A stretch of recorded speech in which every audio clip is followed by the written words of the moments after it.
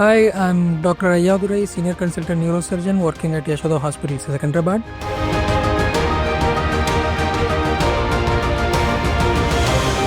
Now imagine this, a robot helping perform a brain surgery. Sounds fascinating, right? But it's not futuristic and it's happening right now. I'm very delighted to share about the robot which we have at Yashoda Hospital, Hyderabad, which is third in India, first in corporate setup.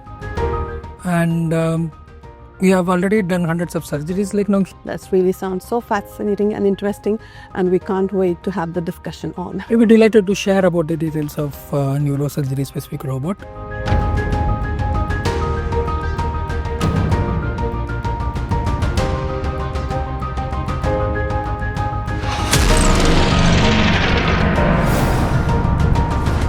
So welcome to the program, Doctor, and it's a pleasure to have you. Well, Dr. Lakshmi, thanks for having me here. So before we dive into some serious stuff, tell us, how did this complex organ brain fascinate or inspire you to choose this path?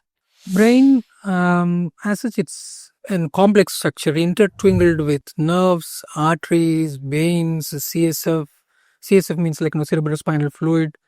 So it runs in a balanced mechanism. When one flows in, the other one has to come out because it's cocooned in a hard shell called skull. And it's a complex network of a lot of important functions. Most of the functions are hidden in the depth of the brain, and it makes it difficult to reach those structures without having the assistance of stereotactic principles. So do people often come to you and say, okay, you operate on the brain, you must be a superhuman?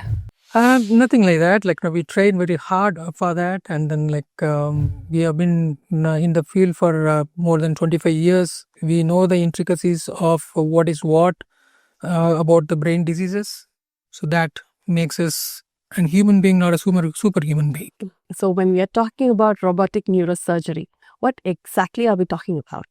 Robots have been in the medical field for several years, but for brain, it's in recent development because you don't have the freedom of for the movement of the robotic arms into the brain because it's such a narrowed small space. You have to have extreme caution while handling the brain tissue during the surgeries. The robot in India, only very few, in Yashoda Hyderabad Hospitals, this is the third installation. We have neurosurgery specific robot, only 3 available in India. In private corporate setup, ours was the first and first in Telugu state. Robots and neurosurgery is something very new which has happened in this field. So do people really understand about this? I mean, I'm sure the most common question asked is, do you perform the surgery or robots? It's a very nice question.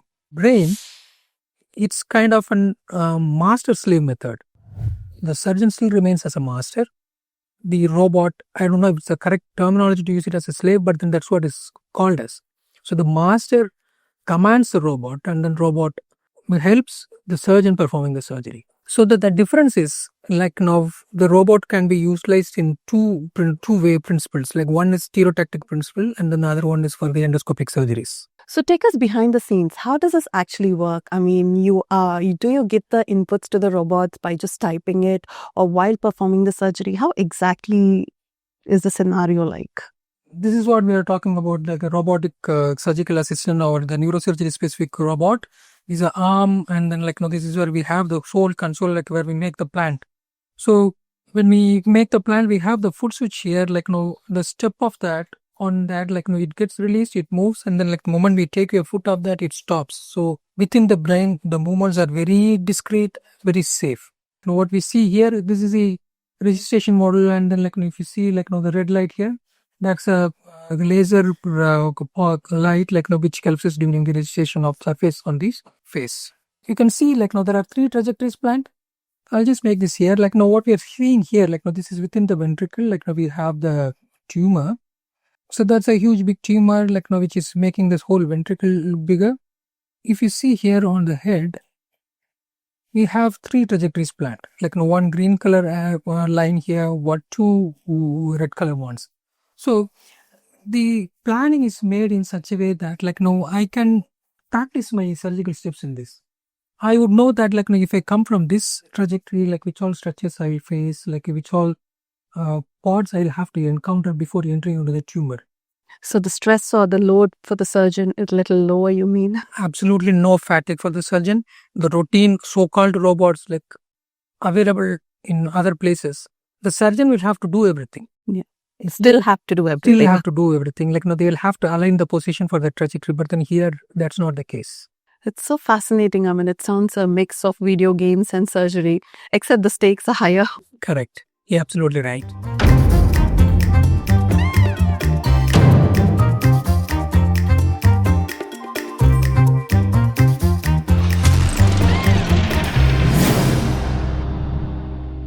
So the most complex surgeries are done in a very simple manner without any room for errors, and the accuracy and precision are still maintained. Absolutely. That's the beauty about the robotic system. Now, even when your duration of surgery is less, when your opening is less, your healing is going to be faster. Because the duration is less, the patient is going to recover faster, and then they are out of the hospital way faster than the routine surgical cases duration. We have found it very useful in patients who come with bleed within the brain. The beauty of this is when the endoport is within the brain, it helps as GPS for me. So when I see on the screen, I would understand which part of the brain or which direction I'm looking into. That helps me to understand which part of the brain I'm inside. When I go inside a blood, all I'm going to see is only blood.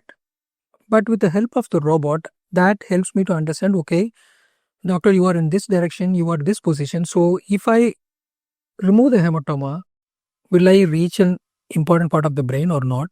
The information which I'm going to get back from the robot. So it's pretty much like the GPS maps, the only thing is you decide the trajectory and you are the master of it, as you've said. Throughout the surgery, the robot or whatever the instrument the robot drives, that works as a GPS feedback for me, which we call in medical terms as image guidance feedback. I mean, this sounds so reassuring because the brain surgeries are usually so complex, and this definitely sounds like a leap forward for most of us. So, brain surgery, it's under high pressure, you keep working and it's so complex. So how do you disconnect by the end of the day? I mean, do you really disconnect from the neurosurgical part? Surgery itself, I consider it as a meditation. During the surgery, you have to focus on the patient so much, focus at that time so much, you forget about the surrounding world. Yeah, but probably your question was different. Yes, absolutely. The moment when I step out of the theater, I disconnect myself from the neurosurgery world once I make sure that my patient is fine. So how do you maintain your work-life balance, doctor? What are some steps that you follow? I mean, do you believe a work-life balance exists in your life especially? It is so important. I 100% believe in that, but it may not be possible all the time. Particularly in fields like a neurosurgery, where you need to dedicate more time to be with your patient.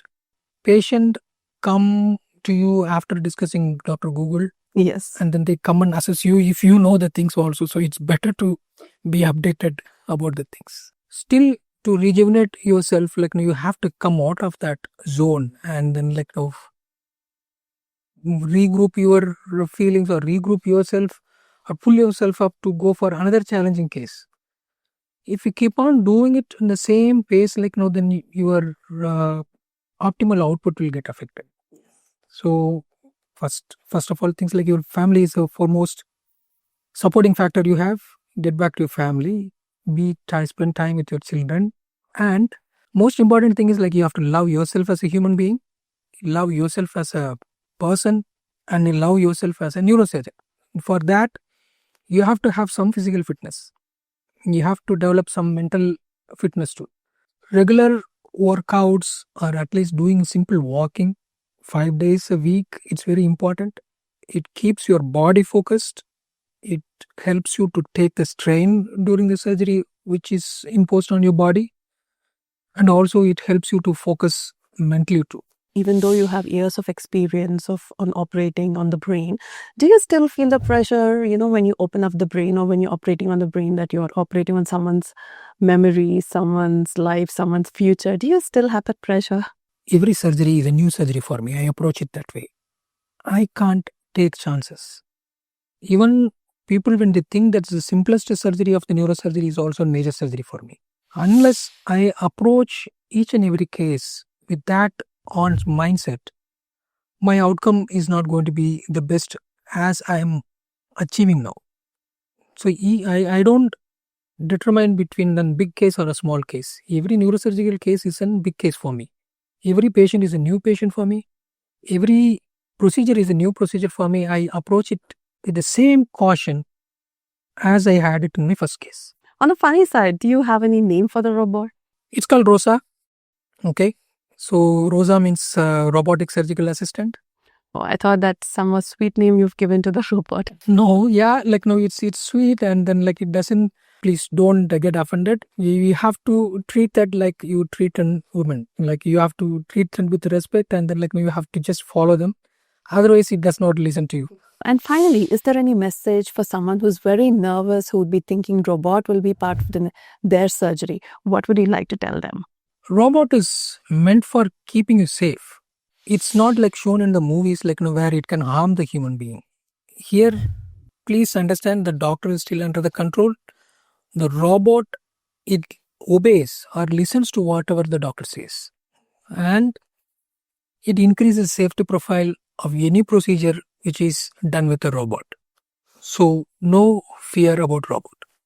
So thank you, doctor. It was such an informative and engaging episode. Thank you so much for being here. Pleasure being and sharing the details with you.